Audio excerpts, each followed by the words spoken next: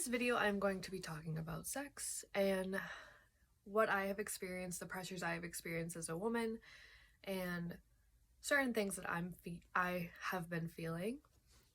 So if you're family or friends that do not want to know about this about me, please do not watch. Also, the point of this video is not to be objectified or sexualized in any way. I don't welcome it, and if you will know if I am, okay? So, something about me is I don't have routine sex. You know, people on TV say they have sex multiple times a week and this kind of thing. It's just not that way for me. I have a very lengthy history of what sex means to me and the pressures that I have felt that just completely turns me off in my history.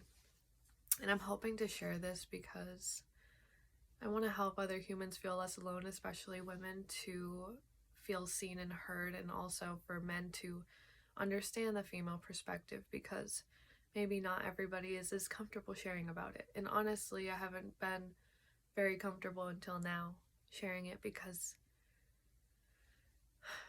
I haven't been very comfortable even thinking about it for myself. So being able to talk about it with my partner and then talk about it on here is important because I know it's important to talk about.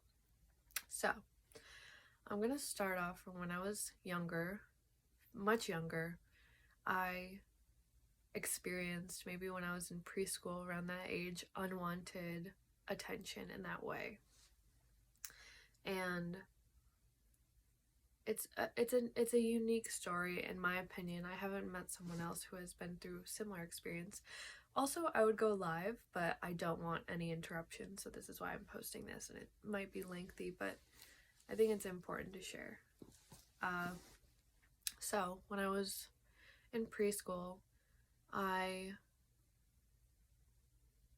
was babysat by my friend's mom, who I had a friend who was my age. She was maybe a month younger than me, and she would force me to kiss her every day, almost every day, and I hated it. I felt so uncomfortable. I felt so helpless, and I felt like I couldn't escape my situation and I had no other choice. And I never told anybody up until very recently, and that's kind of where the first layer starts.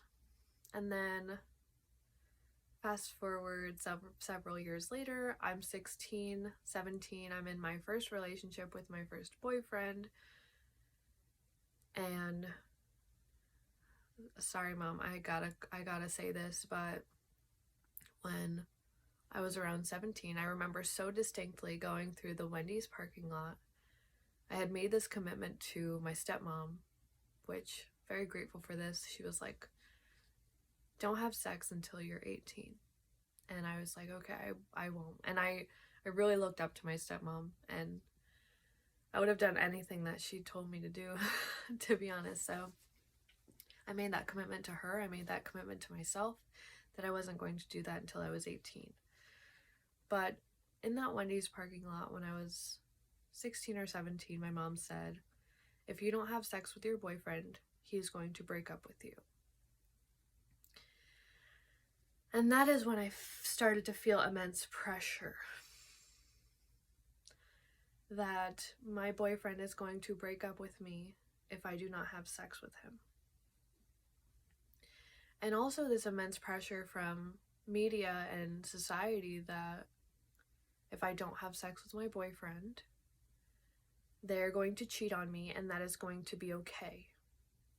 And it's justified because they're not getting what they want from me or from their partner. So it's okay for them to cheat and go find their needs and go get their needs met elsewhere. So I felt that immense pressure as well. Feeling like I don't want my partner to leave me. I also don't want my partner to cheat on me because of my lack of wanting that. Another thing is that my boobs, this is such an interesting thing, but I have had boobs for a long time, and it sounds silly when I say it because it's honestly ridiculous. Boobs are meant for my future baby. They're meant to sustain life and give life to my baby, and that's what they're meant for. That's what they're made for. That's what they're designed for. But because I've had such big boobs most of my life, I have been sexualized and objectified in ways that maybe other humans may not relate to. And sometimes I just wish I didn't fucking have them, because they bring on unwelcome advances and unwelcome attention, and attention that I'm not looking for. So ever since I was younger, I would wear these very high neck clothes to cover this, because I didn't want that to be welcomed. And this whole narrative of, well, because she was wearing this, she was asking for it. Like, that's complete bullshit. It is such bullshit. Like, just because someone is born with something or this, or maybe they're even enhancing their own because they want to, doesn't mean that it's okay to be objectify that person. For example, me and my boobs, I'm giggling because it's making me uncomfortable talking about this, and it's crazy that I have to talk about this. But it's not okay to be objectified. I'm not an object for your pleasure. I'm not an object for Cameron's pleasure or anybody else's pleasure. My boobs are not an object. I am not an object. And I feel like the society really does have that idea that women are these objects and they're just created for our pleasure. Hence, like, Trump and sexual abuse. He's just one example, but it's been so normalized in our culture that it's just not really talked about, I don't think. And I think women have been taught that they're here to please other men, and that's what they're here for. And that could not be further from the case. Further from reality, you know what I mean?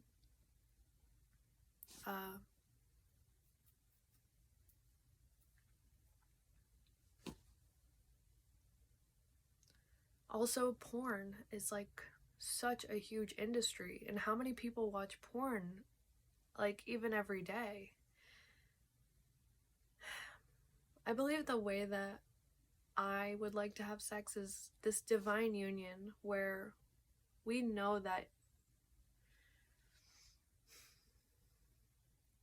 I see this person for more than just a person. I see this person for more than just a body. I see this person for more than validating me. That's another thing, is I used to have sex with people because it validated me.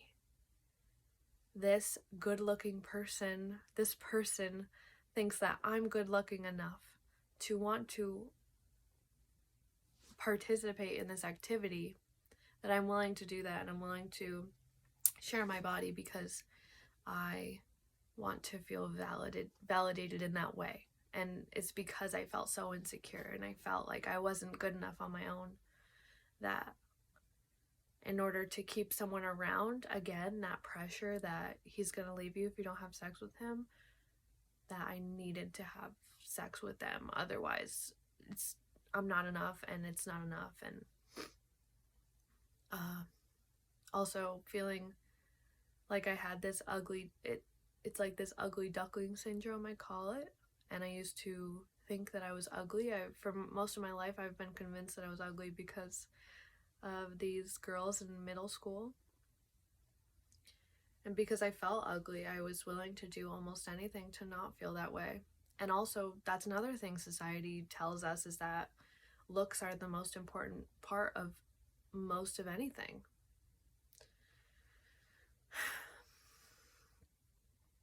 Even at my Super Bowl party with my family, a lot of people were making comments about Rihanna and Rihanna's body, and it made me feel so uncomfortable. And it was like just so natural and normal for everyone to be doing that. And it pissed me off. I could have had more grace for them. And I will have more grace for them. But women are not their bodies. If I did not have my boobs, I feel like I wouldn't have very much to worry about. And that's a fucking problem. You know what I'm saying? Like,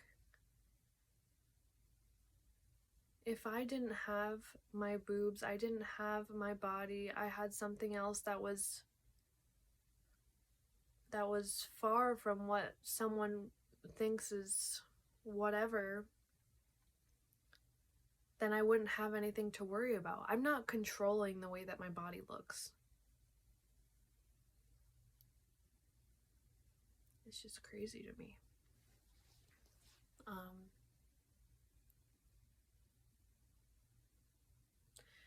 Okay, going back to that point where I was talking about how I would like to have sex with someone is by seeing each other for much more than just a body, much more than just how you're making me feel about myself.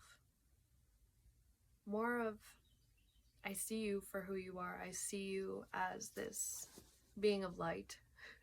And we're going to be sharing in an intimate, vulnerable experience together that is of love. And it's not as superficial as it has been.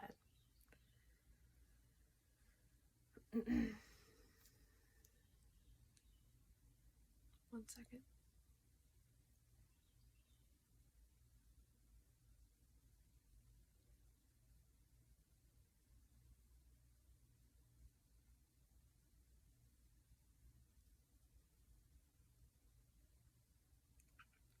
But the expectations I feel that society gives us through porn, through media, through, like, women are here for other humans' pleasure, women are here for men's pleasure, and we're just these objects, really fucking gets in the way. And because I felt so uncomfortable, even by my partner, I feel this immense pressure. I feel like if I didn't have my boobs, it wouldn't be such a problem. But even history has shown him that it's kind of okay to see me in that way.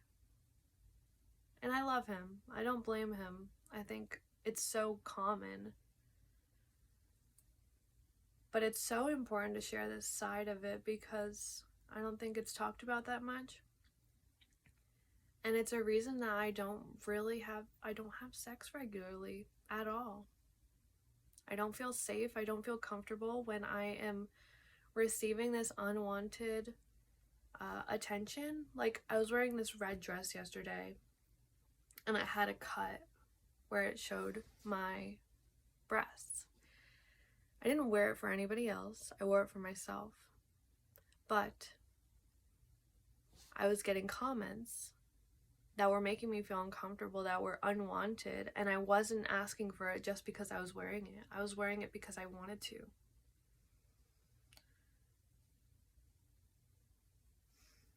And because I felt so unsafe and not comfortable in that way, it doesn't mean I want to open myself up to that because it's unwanted. And people, at least from my experience, don't want unwanted attention like that. Maybe you would, but that's on you. It's not up to you to project that onto other people and be like, well, I would want them to do that to me, so I'm going to do it to them. That's not how it works. If anything, it's even more of a turnoff, or it's happening for reasons that you wouldn't even want to happen. You know what I'm saying? I might make a part 2 to this because my 15 minutes is almost up.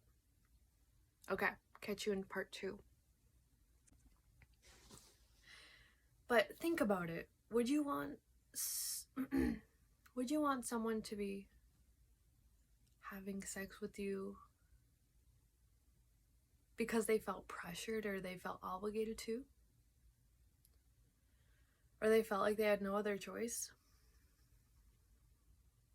Or they didn't want to make you feel uncomfortable, so they're just gonna succumb? I feel like that has happened so many times, and humans may not talk about it. Like, I've done that so many times just because I haven't wanted to make anybody else feel uncomfortable, or that I didn't want them to leave me. I didn't want them to get their needs met elsewhere. I felt this incredible obligation and pressure to do that.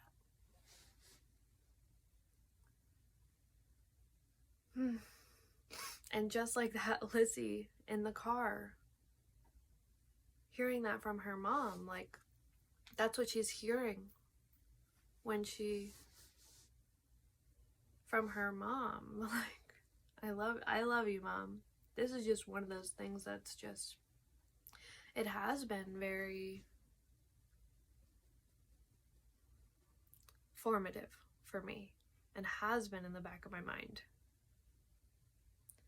And it's the last thing that it's the last thing that would make me feel like I want to be participating in this activity with someone else, is feeling this pressure and this obligation to do it. So instead of feeling the pressure and the obligation to do it, I just don't.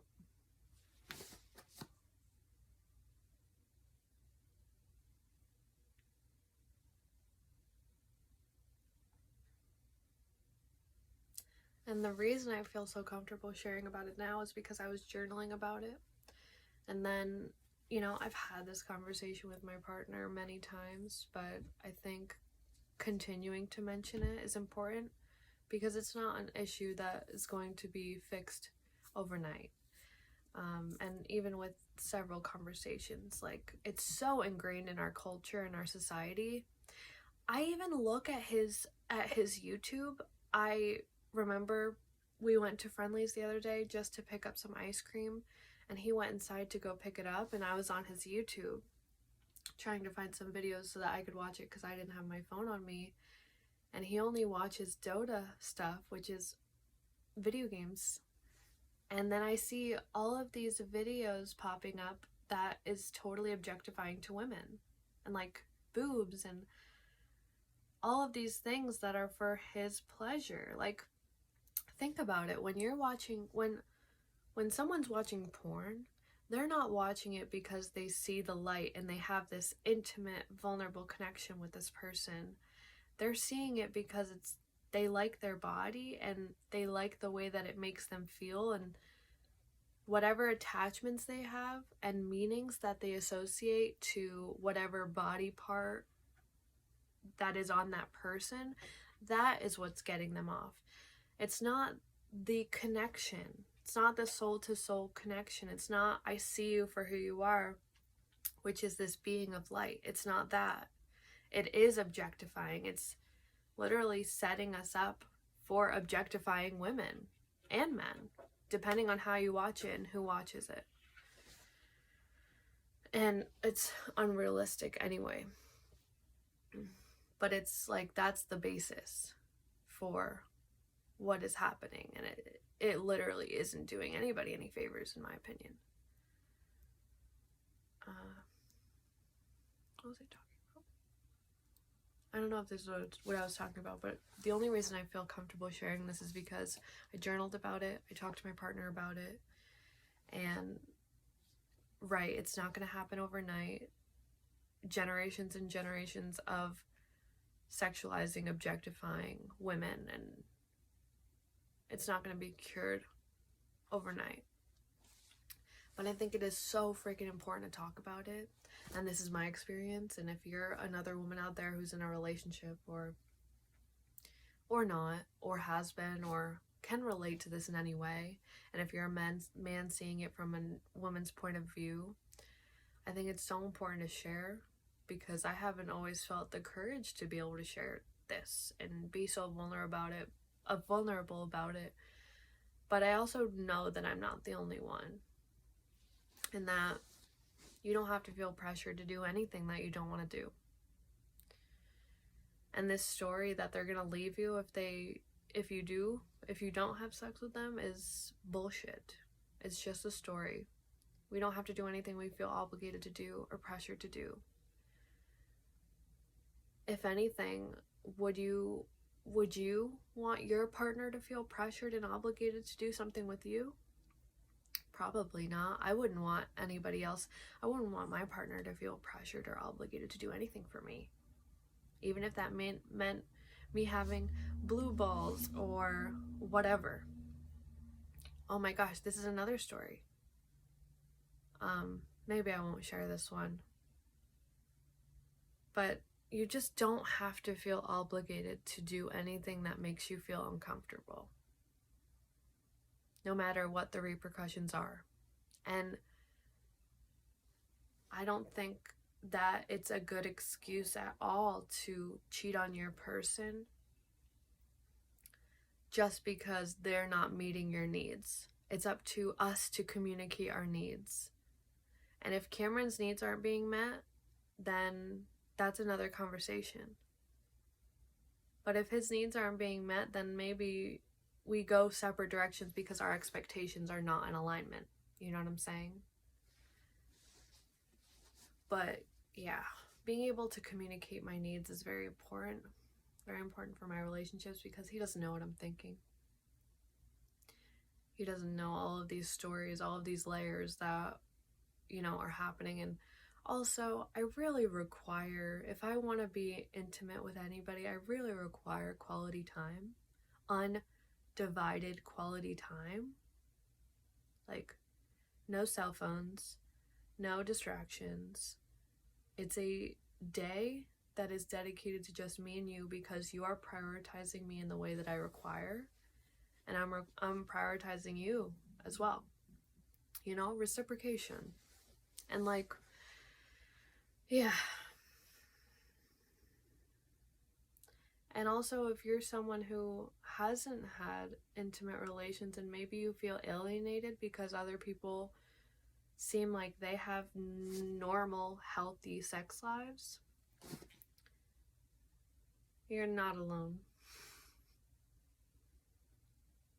And I think that that's been a problem of mine too, is maybe comparing myself to what these expectations are and the shoulds of the world. Like, I should be having sex with my partner because they're gonna leave me, or I should be having sex with my partner because they're gonna cheat on me, or I should be doing this because this is what a woman does for their man, that kind of thing. These shoulds are just stories based on history. And at least for me, it's very important to break free from that and break free from my history, because my history doesn't dictate my present. And I get to make my own rules and I get to do my own thing. You know what I'm saying? The sun's coming out. I thought this was really important to share, because I don't think it's something that humans talk about that much. I mean, I haven't heard anybody talk about this.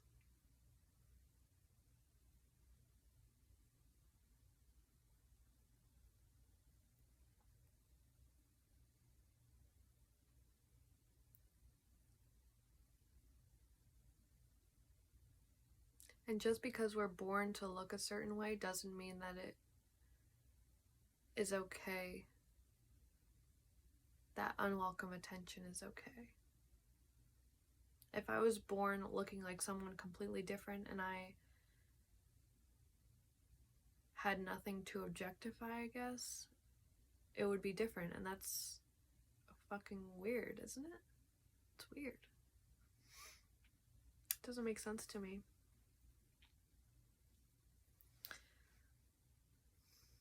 So please be mindful, especially if you are someone who is used to objectifying other people. And honestly, I have been in that boat too, and I'm doing my best to work on that as well. But if you're used to noticing someone for what they look like on the outside, and what you see in porn, and what you see that makes you feel good and pleases you in any way, please take a moment to see beyond that, because they're just so much more than what they look like. They're so much more than what these meanings have meant to you in your history of what you see. There's so much more than that. And I think I don't usually share my opinions because, opinions aren't necessarily eternal truths. But in our society,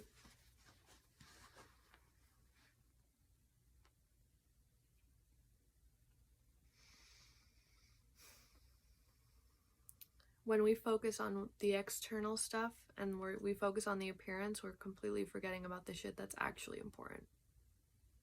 I can't control the way that I look. I can't control the size or the shape of my body. So naturally, that doesn't have anything to do with me and the person that I choose to be.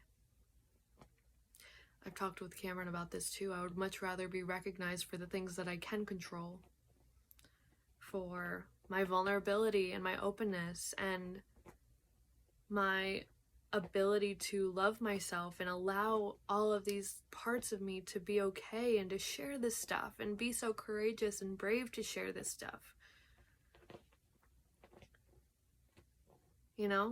But when we see someone that's just skin deep, we're failing to see them as a person. We're just seeing them as what they look like, and that's where the objectification comes from. Because humans are so much more, my kitty's right here. Humans are so much more than just what they look like.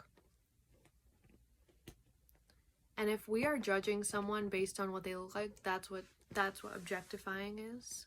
And if we're creating meaning in a sexual way, that's what sexualizing someone is.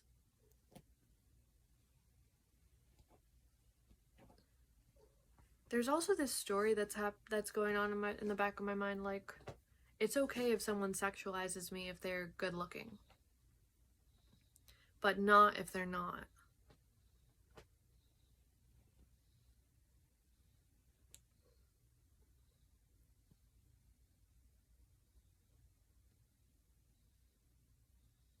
I don't care how good looking you are. You have no right. I don't care how good looking I am. I have no right to be able to treat someone else like an object. It doesn't mean that you're unworthy. It doesn't mean that I'm unworthy if I am objectifying someone else. I'm still worthy. But I'm forgetting. I'm forgetting that they're more than just that. They're more than just what I'm seeing them and what I'm associating with my history and all of that. People are so much more. And I think it's time to see that. Because looks are so unimportant. And when we're so focused on looks, we're forgetting about the shit that actually matters, like integrity and honesty and respect and love and integrity. Integrity. This is something I feel very passionate about, so I hope that it didn't come out super judgmental. Either way, I love you. Even if you are sexualizing me or objectifying me, I only do have unconditional love, and I can understand because I've been there. But I'm sharing this to hopefully give you another perspective, and if you are someone who has a history with that, just bringing awareness is the first step. And not shame. My point is not to shame, because shame doesn't work. It doesn't work. You're still worthy, you're still lovable, no matter what. Literally no matter what. But I hope this helped to give you another perspective, and I hope that if you are someone who relates, that you feel less alone. I love you, friends.